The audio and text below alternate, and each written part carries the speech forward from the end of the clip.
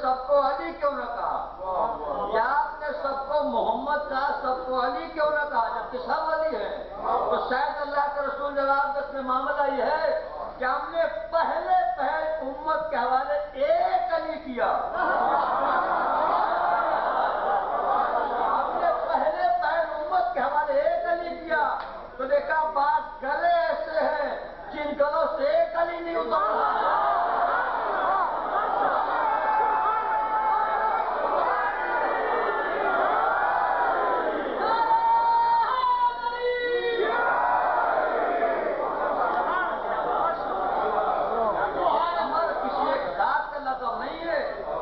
یہ جتنے سب قمر ہیں، پہلا امام وہ بھی قمر، دوسرا امام وہ بھی قمر، یہ جتنے سب قمر ہیں، سلوات پڑھنے کا آواز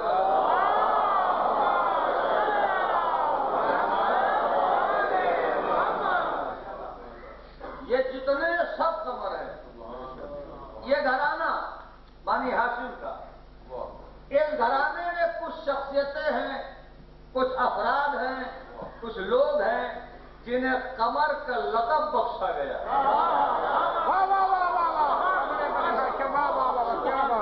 وہ شخصیتیں جنہیں قمر کا لقب عطا کیا گیا۔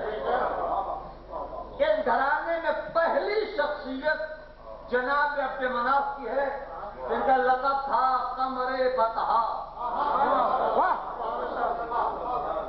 یہ جناب عبد مناف ہے، پہلی شخصیت، ان کا لقب تھا قمر بطحا، یعنی بطحا والوں کا چاند۔ قمر بطحا یعنی بطحا والوں کا چاند، یہ جناب عبد مناف۔ جناب عبد مناف کے بعد دوسری شخصیت ہے جناب عبداللہ کی، حضور کے والد ماجد، ان کا لقب تھا قمر حرم، یعنی حرم والوں کا چاند۔ غور کیجیے گا، عبد مناف کا لقب قمر بطحا، جناب عبداللہ کا لقب قمر حرم۔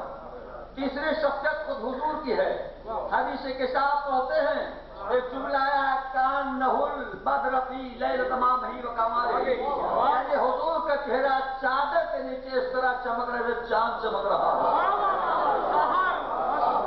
چوتھی شخصیت مولائے کائنات کی ہے، والقمر اذا تلاہا، قسم ہے چاند کی جبکہ وہ سورج کے پیچھے پیچھے چلا۔ اور پانچویں شخصیت خود امام حسین کی، مقتل کی ساری کتابیں گواہ ہیں کہ جب امام کا سر نیزے پہ تھا اور شام کا بازار آیا ہے اور شامیوں نے امام کے چہرے کو دیکھا نیزے پر تو کہا کر رہا حسین کان نہ قمر، حسین کا چہرہ نیزے پہ اس طرح چمک رہا ہے جیسے چاند چمک رہا ہو۔ اور چھٹی شخصیت جناب قاسم کی، سب نے لکھا ہے کہ جب خیمے سے رخصت ہو کے مقتل میں آئے ہیں اور دشمنوں نے جناب قاسم کے چہرے کو دیکھا تو کہا خرجہ غلام کان وجہ القمر، قاسم کا چہرہ مقتل میں ایسے چمک رہا ہے جیسے چاند چمک رہا ہو۔ اور کیجیے گا تو پہلی شخصیت عبد مناف کی، دوسری شخصیت عبداللہ کی، تیسری شخصیت رسول اللہ کی، چوتھی ذات مولائے کائنات کی، پانچویں شخصیت امام حسین کی، چھٹی شخصیت جناب قاسم کی۔ ان سب کو قمر کہا گیا۔ اور ایک شخصیت اور بھی ہے، ایک شخصیت اور بھی ہے، اور وہ ہے جناب عباس، ان کا لقب تھا قمر بنی ہاشم۔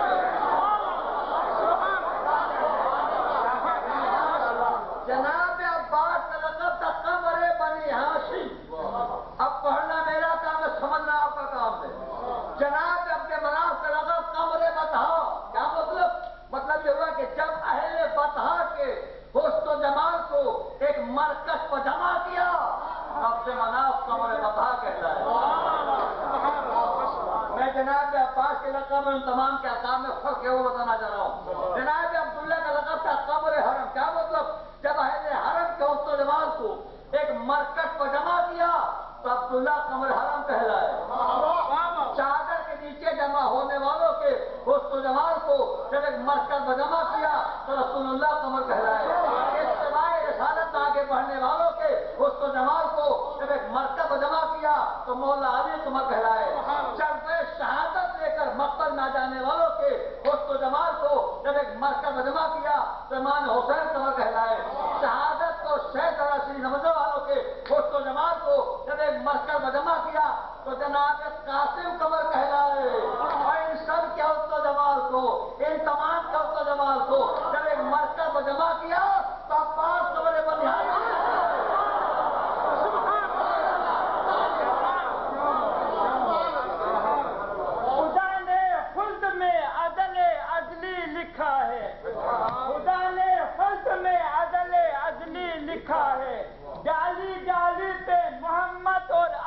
لکھا ہے، سبز پتوں پہ ہے نام حسن، سرخ پھولوں پہ حسین ابن علی لکھا ہے۔ علی کو فاتح بدر و حنین کہتے ہیں، علی کو فاتح بدر و حنین کہتے ہیں، حسن کو نور شہ مشرقین کہتے ہیں۔ وفا کی آخری منزل کا نام ہے عباس، وفا کی آخری منزل کا نام ہے عباس۔ کمال صبر رضا کو، کمال صبر رضا کو حسین کہتا ہے۔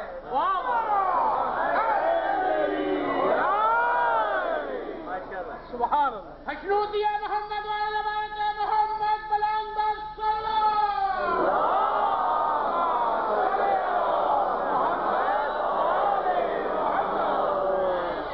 یہ ہے جناب عباس کا لقب ہے بنی ہاشم، سبحان اللہ۔ یعنی بنی ہاشم کا چاند۔ جناب عباس کے بہت سے القاب ہیں اور ہر لقب ایک مکمل مجلس ہے۔ ہمارے یہاں جناب عباس کا تذکرہ ہوتا ہے، مگر زیادہ تر ہم نے دیکھا یہ ہے کہ شجاعت کے حوالے سے تذکرہ زیادہ ہوتا ہے۔ میں جناب عباس کی شجاعت پر گفتگو نہیں کرتا، اور اس کی وجہ یہ ہے کہ جس ذات کی ننھیال میں شجاع ہو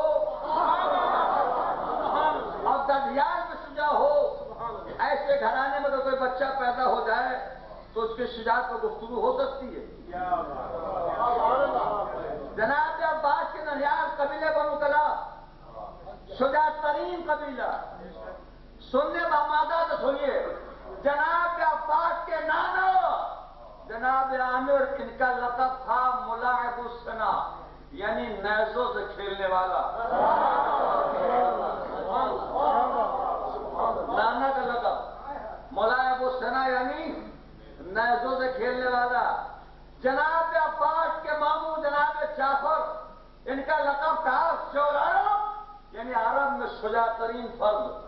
تو نانا ملاعب السنا، ماموں شعراء، خاندان صاحب جس نے نہ جانے کتنی تلواریں انعام میں حاصل کی۔ یہ ہے ننھیال، نانا ملاعب السنا، ماموں شعراء، ننھیال، یہ ہے ننھیال۔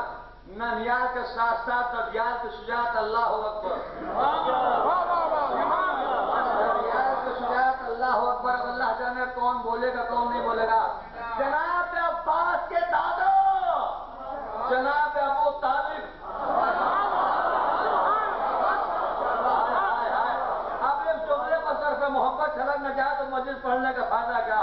جناب عباس کے دادا جناب ابو طالب اتنے بڑے شجاع کہ جب تک باحیات تھے نبی پر ہجرت کی نوبت نہیں آئی۔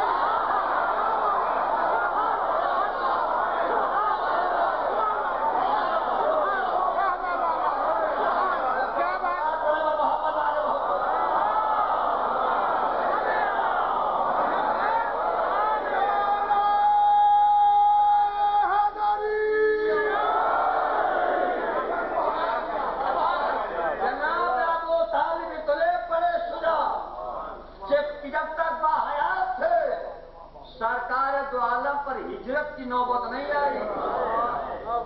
اور جناب عباس کے والد مولا علی، مولا علی اتنے بڑے شجاع، مولا علی اتنے بڑے شجاع، اتنے بڑے شجاع، اتنے بڑے شجاع کہ جہاں پر تمام شجاع انسانوں کی شجاعت کی انتہا ہوتی ہے، وہاں سے میرے مولا کے شجاعت کی انتہا۔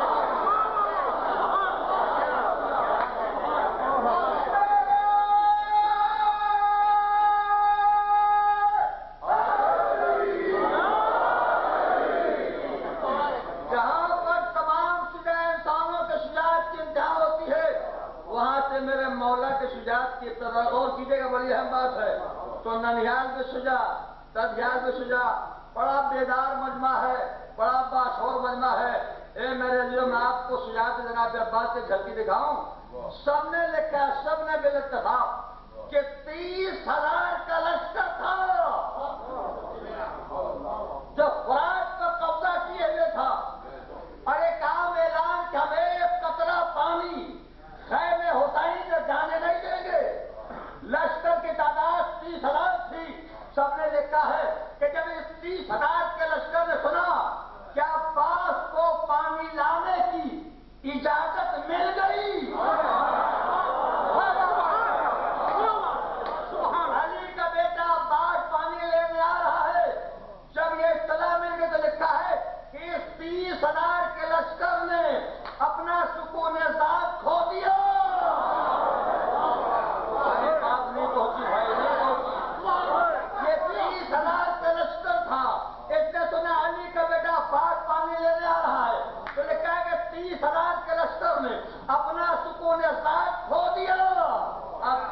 ہوگا علی کا بیٹا عباس آ رہا ہے، پانی لینے کے لیے آ رہا ہے، تو آپ مجھ سے سنیے، جب جناب عباس چلے تو آپ نے پہلا کام یہ کیا کہ جو 30,000 کا لشکر تھا ان کے سکون ذات کو چھینا۔ جو 30,000 کا لشکر تھا اس کے سکون ذات کو چھینا، اور آگے بڑھے تو جو سامنے آیا اس کی حیات کو چھینا۔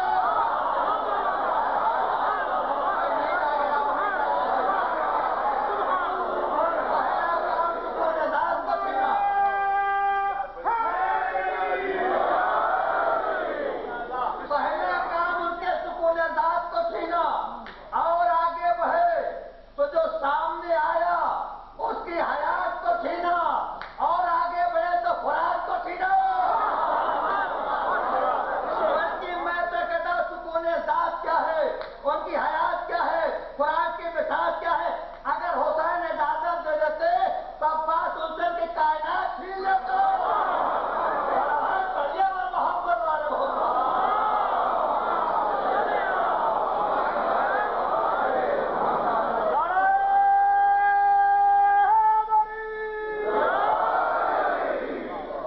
مشروطیہ محمد والے بیت محمد بلند السلام۔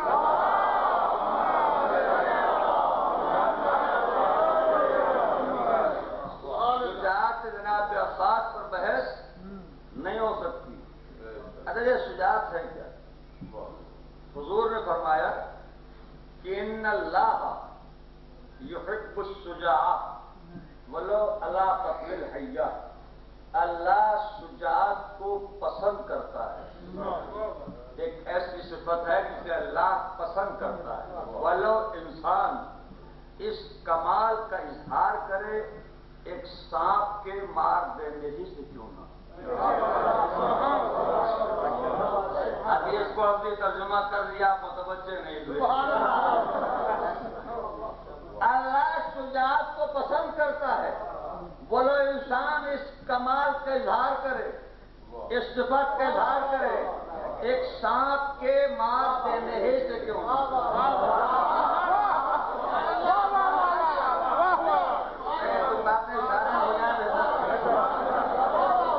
اللہ شجاعت کو پسند کرتا ہے، بولو انسان اس کمال کے اظہار کرے ایک سانپ کے مار دینے سے کیوں نہ۔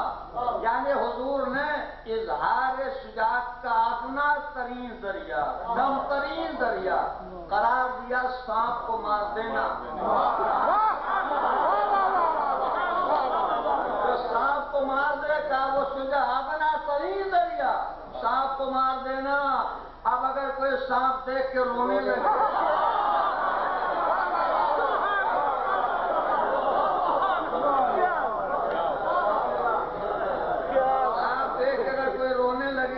سانپ سے کیا ڈرنا؟ سانپ سے کیا ڈرنا؟ جانوروں میں سب سے کمزور جانور، سب سے ضعیف جانور، سب سے ناتواں جانور اگر کوئی ہے تو سانپ ہے۔ اور اتنا کمزور ہے اصل بھائی کے بیچارے پاس چلنے کے پیر تک نہیں ہے، تو اتنے کمزور جانور سے کیا ڈرنا؟ نہیں میرے دیدو، آپ کے نفس میں قوت ہونا چاہیے۔ تو جملہ جہاں نفس کمزور ہوتا ہے وہ انسان سانپ دیکھ کے ڈرتا ہے، جہاں نفس قوی ہو وہاں سانپ دیکھ کے انسان ڈرتا نہیں ہے۔ سانپ سے ڈر جانا یہ کمزوری نفس کی علامت ہے، سانپ کو مار دینا یہ نفس کے قوی ہونے کی علامت ہے۔ تو اگر نفس کمزور ہوگا تو چاہے جس کے پہلو میں ہو،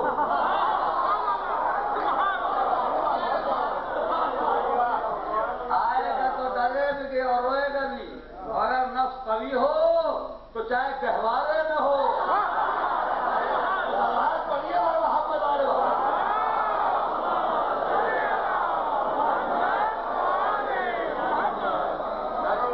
گہوارے بھی ہو، تب پہنچ گئے میں مولا کائنات گہوارے میں۔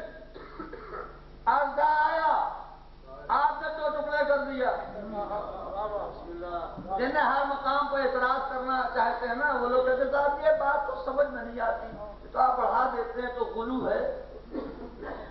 کہاں کوئی بچہ گہوارے میں ہو اور ازدہا آ جائے، سانپ آ جائے، دو ٹکڑے کر، یہ بات تو سمجھ میں نہیں آتی، آنا بھی نہیں چاہیے، آنا بھی نہیں چاہیے، اس لیے کہ ہے معجزہ، اور معجزہ کہتی اسے جو سمجھ میں نہ آئے،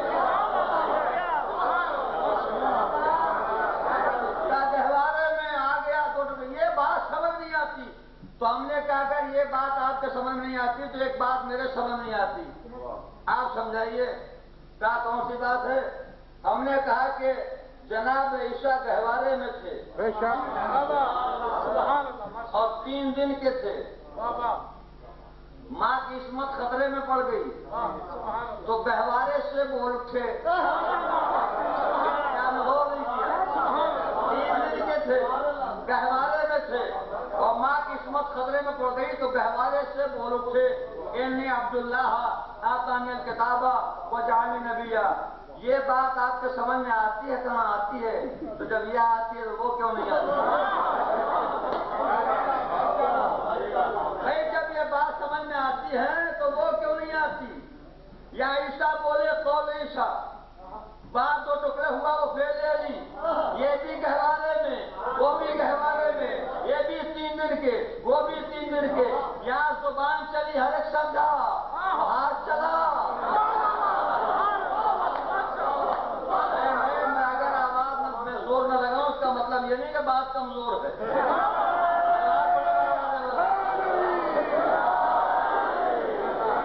اگر آپ غور کریں یہ بھی گہوارے میں وہ بھی گہوارے میں، یہ بھی 3 دن کے وہ بھی 3 دن کے، یہاں زبان چلی ہر ایک سمجھا، یہاں چلا، کیا بات ہمارے سمجھ میں آتی ہے؟ بھائی اگر اعتراض کرنا ہو تو اس بات پہ اعتراض کرو، عیسیٰ نے زبان کیوں چلائی، علی نے ہاتھ کیوں چلایا، مگر اس پر کوئی اعتراض نہیں، کیوں؟ لیکن سبوں کو معلوم ہے کہ کمزور کی زبان چلتی ہے، شہزور کا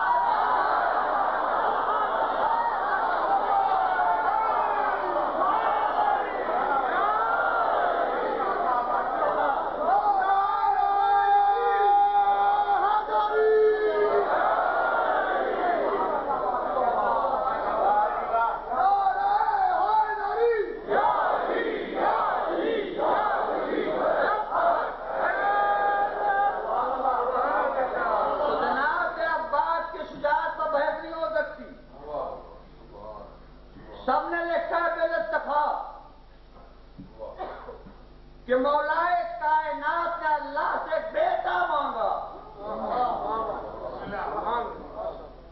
مولائے کائنات نے اللہ سے ایک بیٹا مانگا، علی اس ذات کا نام ہے جس نے اپنے اللہ سے کبھی نہ دنیا مانگی نہ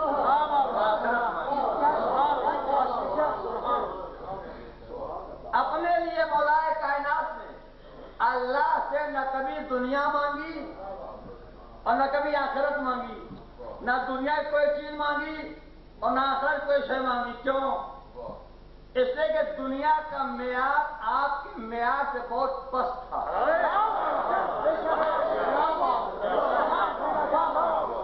دنیا کا معیار مولائے کائنات کے معیار سے بہت گرا ہوا تھا، بہت پست تھا، اور آخرت کی کوئی شے اس لیے نہیں مانگی کہ آخرت کی ہر شے مولائے کائنات کے قوت خرید کے اندر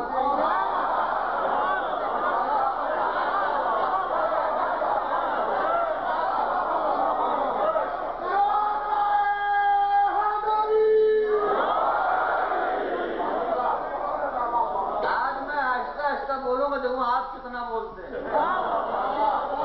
دنیا اس لیے نہیں مانگی کہ دنیا کا معیار آپ کے معیار سے بہت پست تھا، اور آخرت سے کوئی شے اس لیے نہیں مانگی کہ آخرت کے ہر شے مولائے کائنات کے قوت خرید کے اندر۔ دنیا میں 2 طرح کے انسان پائے جاتے ہیں، کچھ ہیں چھوٹے لوگ، کچھ ہیں بڑے لوگ۔ چھوٹے لوگوں سے مراد ہم اور آپ ہیں، بڑے لوگوں سے مراد انبیاء ہیں، مرسلین ہیں، ائمہ ہیں، اولیاء ہیں۔ تو جو چھوٹے لوگ ہوتے ہیں نا، ان کی مانگیں بھی ہمیشہ چھوٹی چھوٹی ہوتی ہیں۔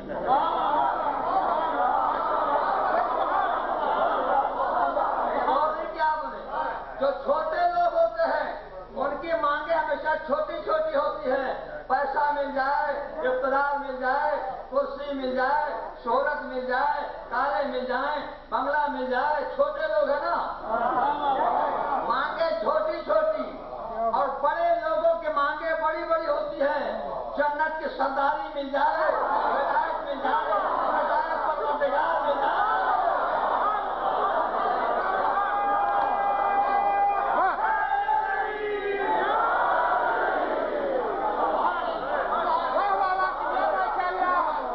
چھوٹے لوگوں کی مانگیں چھوٹی چھوٹی، بڑے لوگوں کی مانگیں بڑی بڑی۔ اقتدار مل جائے، کرسی مل جائے، یہ چھوٹے لوگ کی مانگیں، اور بڑے لوگوں کی مانگیں جنت کی سرداری مل جائے، ولایت مل جائے، مسجد معبود مل جائے۔ وہ سنیے گا، مولائے کائنات نے نہ دنیا مانگی نہ آخرت مانگی۔ دنیا اس لیے نہیں مانگی کہ دنیا مولا کے معیار سے بہت پست تھی، اور آخرت اس لیے نہیں مانگی کہ آخرت کے ہر شے مولائے کائنات کے قوت خرید کے اندر تھی۔ ارے کیا چاہیے؟ جنت روٹیاں دے کے لے لی جائیں گی۔ ارے کیا چاہیے؟ کیا چاہیے؟ ولایت انگوٹھی دے کے لے لیا جائے گا۔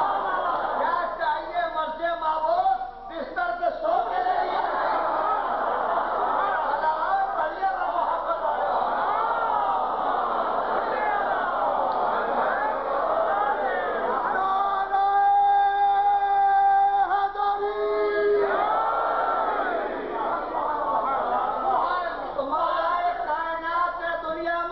سنیے گا، اور نہ آخرت مانگی، بہت توجہ، نہ اللہ سے دنیا مانگی نہ آخرت مانگی، اور نہ مانگنا یا اللہ ہونے کی علامت ہے۔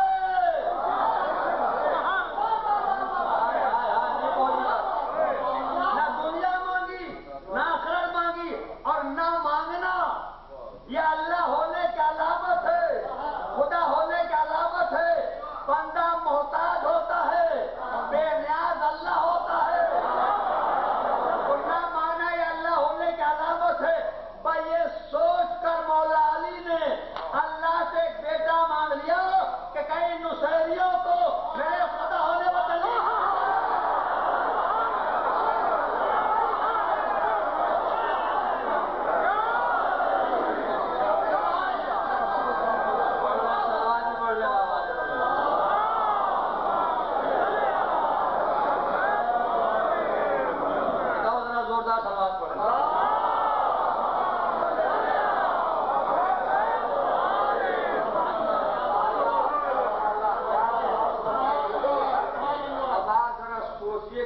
ذات نے کبھی اللہ سے کچھ نہ مانگا ہو، اگر وہ ذات کبھی اللہ سے کچھ مانگے تو جو چیز اللہ دے گا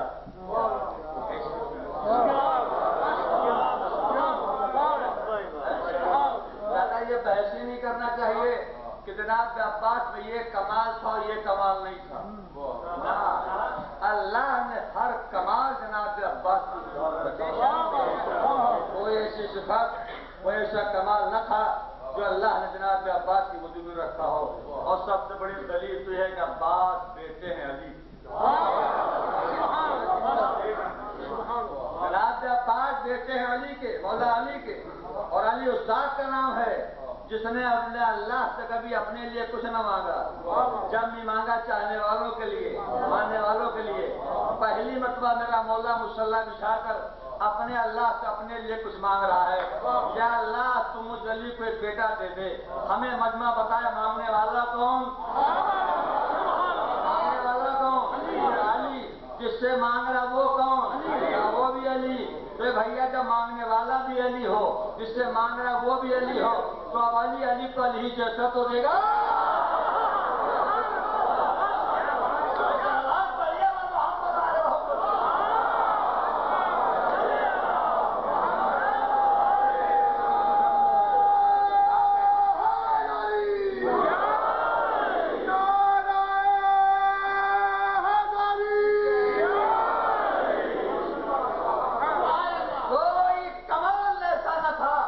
اللہ نے جناب عباس کے وجود میں رکھا ہو۔ چلیے ایک کمال ہے علم، کیا جناب عباس کے ہاں علم نہیں تھا؟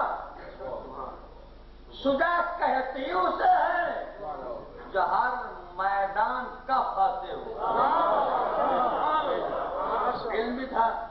جناب عباس کا علم تھا. آپ پوچھیں گے مولانا کیا دلیل ہے کہ علم تھا؟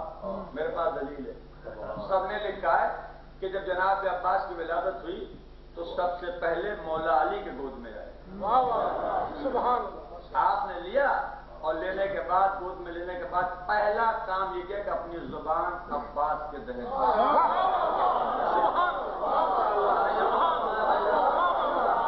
اپنی زبان جناب عباس کے دہن میں. سب نے لکھا کہ تھوڑی دیر کے بعد امام حسن آ گئے. بیٹے نے بیٹے کو بیٹے گود میں دیا. امام حسن نے لیا پہلا کام اپنی زبان عباس کے دہن میں. تھوڑی دیر کے بعد امام حسین آ گئے. بھائی نے بھائی کو بھائی کے گود میں دیا. حسین نے پہلا کام کیا کہ اپنے زبان عباس کے دہن میں. کہہ تو جملہ پہنچے کے بعد ذہن میں پتا یہ چلو کہ جناب عباس کی پہلی صدا ماں کا شیرنی لواب معصومین بنا.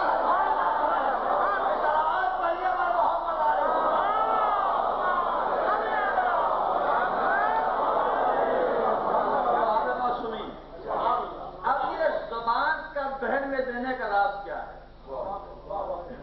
اس پر آپ غور کر لیں گے سارا معاملہ ہو گیا. زبان کا دہن میں دینے کا راز کیا ہے؟ میں سب نے سنا ہے کہ مولائے کائنات کی ولادت ہوئی رسول اللہ آئے اپنی زبان علی کے دہن میں. امام حسن آئے امام حسن کی زبان رسول اللہ نے اپنی زبان دہن میں دی. امام حسن نے زبان کا دہن میں دینے کا راز ہے. سبحان ابھی آپ نے غور کیا کہ زبان کا دہن میں دینے کا راز کیا ہے؟ میں مثال دے دوں. آپ کے گھر بچہ پیدا ہوا, آپ نانا ہیں, نواز صاحب کیا پیدا ہوا ہے, لا کے آپ کی گود میں ڈالا گیا. یہ زبان نواز کے دہن میں گھر گھر فرض ہو جائے گا. آپ دادا ہیں, پوتے کی ولادت ہوئی ہے, گود میں ڈال کر ڈالا گیا, یہ زبان گھر گھر فرض ہو جائے گا. آپ باپ ہیں, بیٹا ہے آپ کا, یہ زبان گھر گھر فرض ہو جائے گا. تو ہم بگڑنے والوں ہم نے پوچھا آپ کیوں بگڑتے ہیں؟ کہا آپ کو معلوم نہیں؟ میں نے کہا نہیں. کہا میڈیکل سائنس کا کہنا یہ ہے کہ بہت سے جراثیم ہوتے ہیں جو زبان کے ذریعے بچے تک پہنچ جاتے ہیں.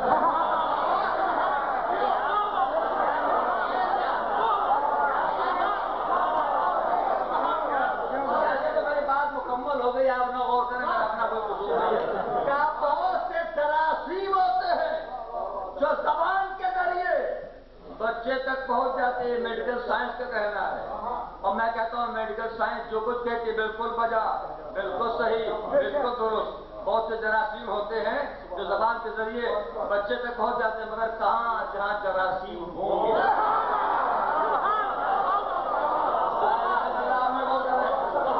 جہاں جراثیم ہوں گے, کہہ تو جملہ بھائی جہاں جراثیم ہوں گے وہاں جراثیم پہنچیں گے. اور جہاں علم ہو, فضل ہو, تقویٰ ہو, زہد ہو, سلامات پائیے اور محبت.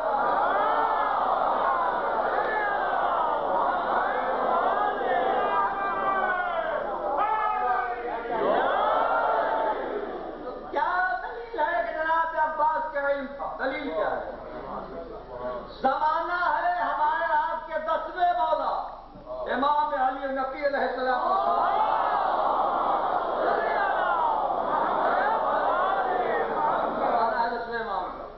اور 10ویں امام مدینے میں تشریف فرما ہے.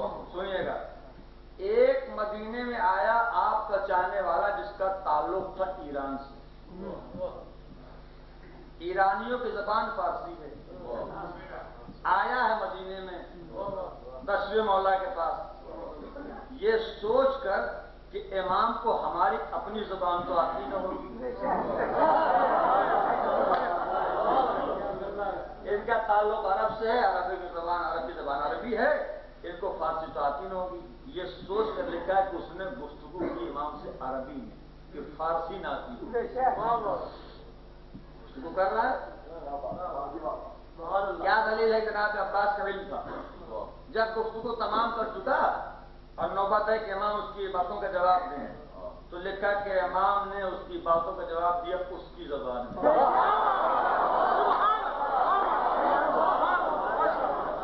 اس کی زبان میں.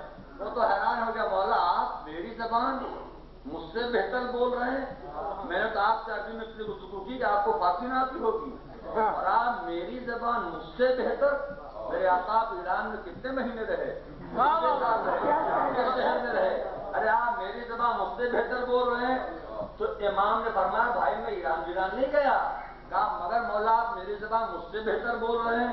تو امام نے کہا اچھا یہ بتا میں تیرا کون ہوں؟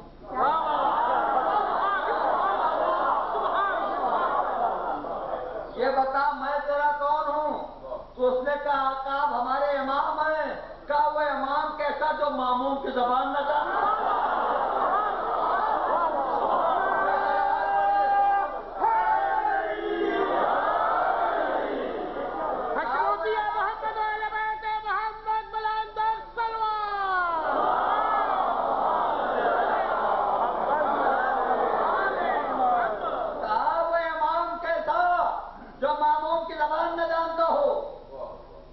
مطمئن ہو گیا.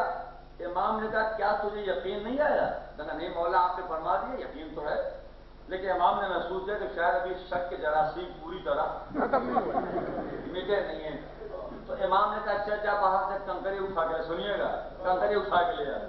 وہ گیا اور جانے کے بعد باہر سے کنکری اٹھا کے لے آیا، لا کے امام کے ہاتھوں پر رکھ دیا. لکھا کہ امام نے اس کنکری کو اپنے زبان سے مست کیا.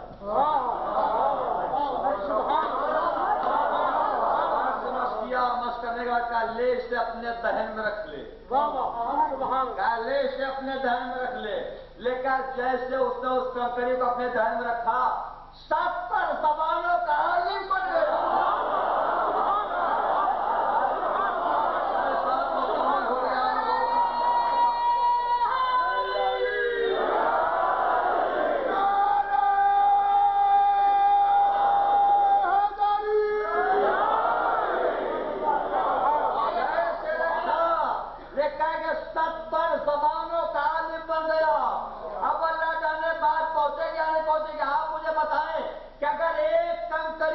ایک معصوم کی زبان سے بس ہو جائے اور کوئی اپنے دہن میں رکھ لے تو 70 زبانوں کا عالم بن جائے.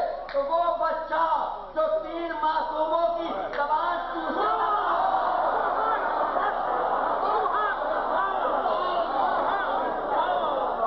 کون سا کمال تھا جو اللہ نے جناب عباس کے وضو میں ہر کمال ہر صفت بلایا بھائی عقیل کو ایسا قبیلہ تلاش کرو جو شجاع ہو. کیا ہو؟ جو شجاع ہو، تاکہ میں اس قبیلے کی کسی خاتون سے عقد کروں اور اللہ مجھے شجاع بیٹا دے. اب یہاں میں ٹھہروں گا اور ٹھہر کے آپ کے ذہن کا جائزہ لوں گا. آپ متوجہ ہیں کیا کہا؟ کوئی قبیلہ تلاش کرو جو شجاع ہو تاکہ میں اس قبیلے میں کسی خاتون سے عقد کروں اور اللہ مجھے شجاع بیٹا دے. سبحان اللہ. مولائے کائنات نے شجاع قبیلہ کہا، شجاع عورت نہیں کہا.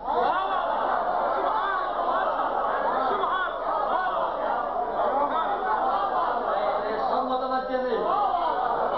آپ کتابیں ڈھونڈ ڈالیے کہیں آپ کو نہیں ملے گا. مولائے کائنات نے کہا کہ شجاع قبیلہ ہو تاکہ اس قبیلے کسی شجاع عورت سے بہادر عورت شخص کروں اور اللہ مجھے بہادر بیٹا دینا.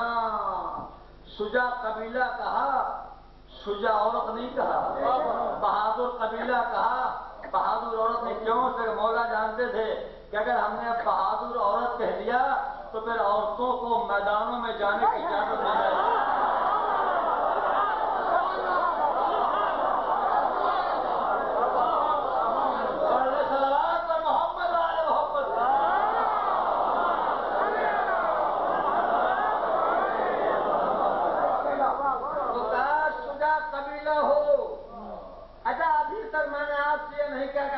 ایک بات کو توجہ دیں اس لیے کہ آپ متوجہ تھے، اور اب میں جملہ کہنے جا رہا ہوں. اب میں دیکھوں گا آپ کا ذہن متوجہ ہے کہ نہیں ہے. مولائے کائنات کا شجاع قبیلہ ہو، شجاع قبیلہ ہو تاکہ میں اس قبیلے کی کسی خاتون سے عقد کروں اور اللہ مجھے شجاع بیٹا دے. شجاع قبیلہ کہا جبکہ بیٹی لینا ہے.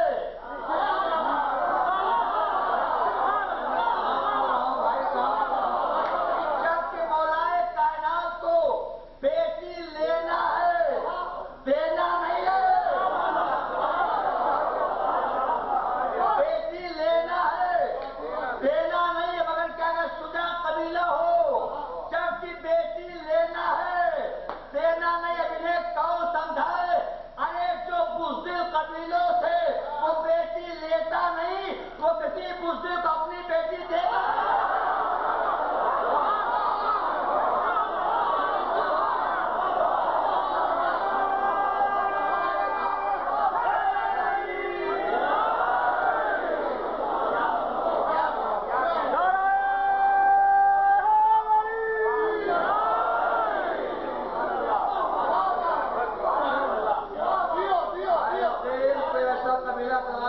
شجاع ہو تاکہ میں اس قبیلے کی دکھاتوں کا اللہ مجھے شجاع بیٹا دے، بہادر بیٹا دے. جناب عقیل آئے، یعنی یہ قبیلہ ہے. کون سا قبیلہ؟ قبیلے بنو کلاب، شجاع ترین قبیلہ، بہادر ترین قبیلہ. یہ کس نے کہا؟ جناب عقیل نے. بہادر ترین قبیلہ. تو قبیلے بنو کلاب یہ ایک تو شجاع ترین قبیلہ تھا. دوسری بات یہ بنی ہاشم کا دوست قبیلہ تھا. بنی ہاشم کا دوست قبیلہ تھا. اور تیسری بات یہ ہے جو بڑی اہم ہے کہ یہ قبیلہ معاذ اللہ کوئی کافروں کا قبیلہ نہیں تھا.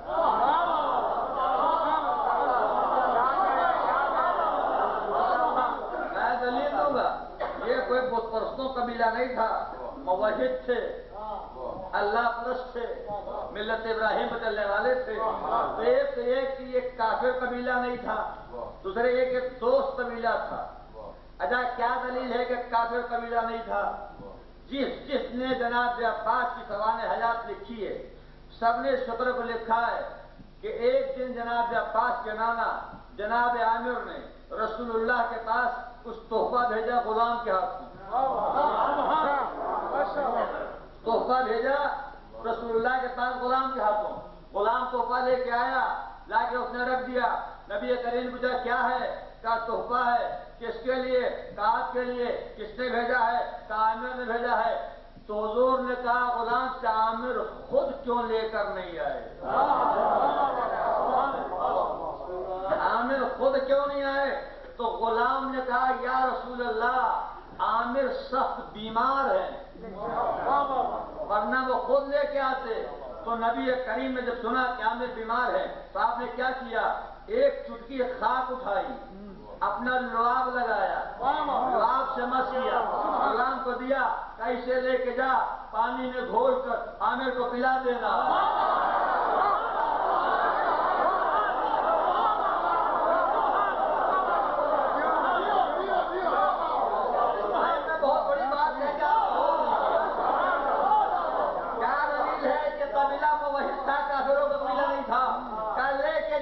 پانی میں گھول کر عامر کو پلا دینا. غلام لے کے آیا، اس نے پانی میں گھول کر عامر کو پلا دیا. عامر صحت یاب ہو گئے تو نبی کریم نے جناب عامر کو اپنا لعاب بھیجا، لعاب دہن بھیجا. اور سب کا اتفاق ہے کہ نبی کا لعاب کافروں کو نہیں ملتا.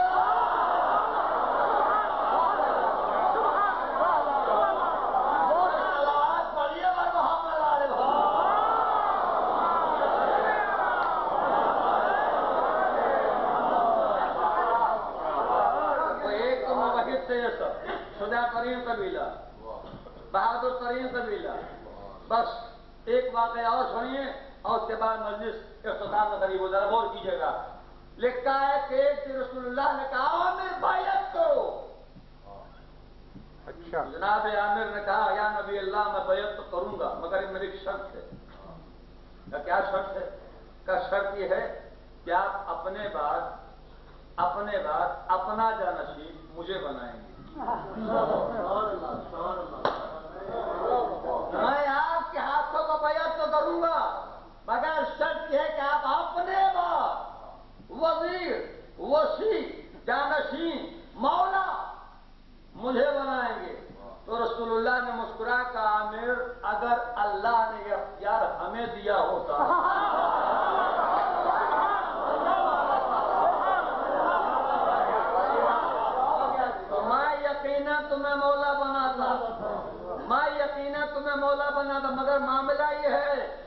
اختیار اللہ نے اپنے ہاتھ میں رکھا ہے، وہ جسے چاہے گا اسے مولا بنائے گا، وہ جسے چاہے گا اسے مولا بنائے گا۔ بھائی آخری فرد تک توجہ، کیا کہا؟ مولا مجھے بنائیں گے، کہ اللہ کے ہاتھ میں اختیار ہے، اللہ جسے چاہے گا اسے مولا بنائے گا۔ تو جناب عامر کے دل میں یہ آرزو تو تھی، یہ تمنا تو تھی کہ نبی کے بعد مولا میں بنوں، نبی کے بعد مولا میں بنوں۔ اللہ نے کہا عامر ہم تمہارے اس نیک نیتی کا صلاح یہ دیں گے، نیک نیتی کا صلاح یہ دیں گے کہ جو بیٹا ہوگا تیری بیٹی کا بیٹا، مگر دنیا کہے گی مولا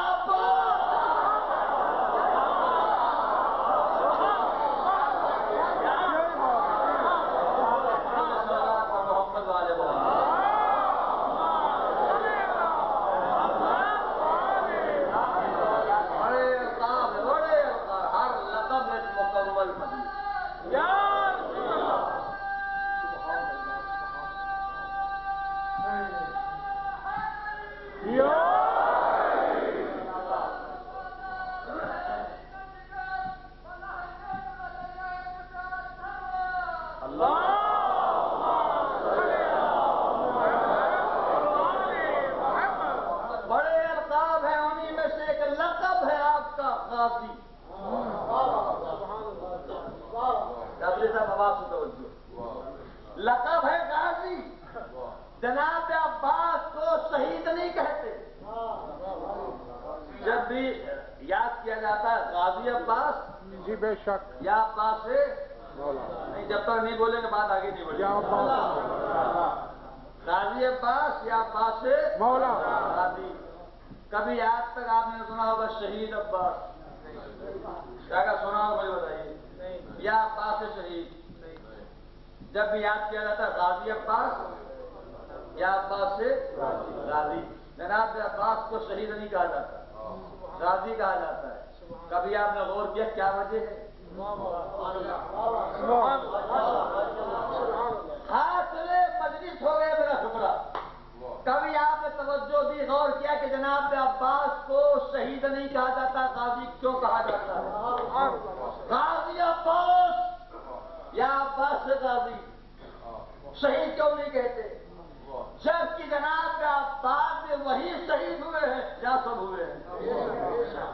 علی اکبر شہید، قاسم شہید، مولانا محمد شہید، خور شہید، حبیب شہید، جون شہید، ہر ایک کو شہید، مگر جناب عباس کا جب نام آتا ہے غازی عباس یا عباس سے غازی۔ جبکہ مولا عباس بھی وہی شہید ہوئے جب سب ہوئے، مگر جناب عباس کو جب یاد کیا جاتا ہے شہید عباس یا عباس غازی عباس یا عباس غازی، شہید عباس نہیں کہتے۔ وجہ کیا، سبب کیا ہے؟ سبب میں اس وقت سناؤں گا جو مجمع زوردار سلوات پڑے گا۔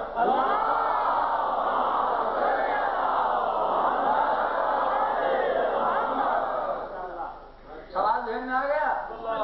جناب عباس کو شہید کیوں نہیں کہتے؟ جب بھی یاد کیا جاتا غازی عباس یا عباس سے غازی، جبکہ وہی شہید میں جہاں سب ہوئے۔ اس کی وجہ تو بہت سے علماء نے بتائی ہے، میں ایک نئے زاویے سے بات آپ تک پہنچانا چاہتا ہوں۔ یہ جس زمانے میں ہم اور آپ زندہ ہے، زندگی گزار رہے ہیں، یہ زمانہ جنگ و جدال کا زمانہ ہے، جنگ و جدال کا۔ ہماری عمر کے جو لوگ ہیں نا، انہوں نے کم از کم 5 یا 6 جنگیں دیکھ لی۔ جو ہم سے بزرگ ہوں گے انہوں نے اور بھی جنگیں دیکھی ہوں گی۔ تو ان تمام جنگوں میں جو اسلحے استعمال ہوتے ہیں، ان اسلحوں کو کہا جاتا ہے رسمی اسلحہ۔ کون سا اسلحہ؟ رسمی اسلحہ۔ مثلا افغانستان پر حملہ ہوا، امریکہ نے کیا، کون سا اسلحہ استعمال کیا تھا؟ رسمی اسلحہ۔ ایران پر حملہ ہوا، کون سا اسلحہ ہوا؟ رسمی اسلحہ۔ ان تمام جنگوں میں جو اسلحے استعمال ہوتے ہیں انہیں کہا جاتا ہے رسمی اسلحہ۔ اس رسمی اسلحے نے ہمیں بتایا کہ کوئی اسلحہ غیر رسمی بھی ہے۔ ملک صاحب خاص توجہ، اس رسمی اسلحے نے ہمیں بتایا کہ کوئی اسلحہ غیر رسمی بھی ہے۔ اب رسمی اسلحہ کسے کہتے ہیں اور غیر رسمی اسلحہ کسے کہتے ہیں؟ رسمی اسلحہ اس اسلحے کو کہا جاتا ہے جس کے استعمال کے بعد نقصانات کا، تباہی کا اندازہ لگایا جا سکے۔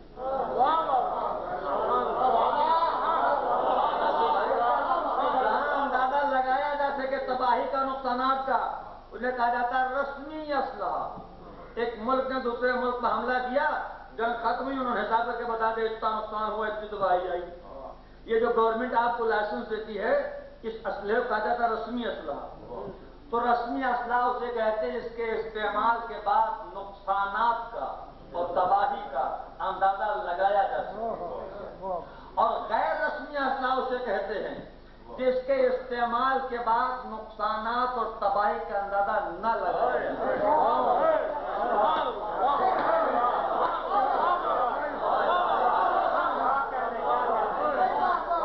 جہاں اندازہ لگایا جا سکے رسمی اسلحہ، اور جہاں اندازہ نہ لگایا جا سکے غیر رسمی اسلحہ۔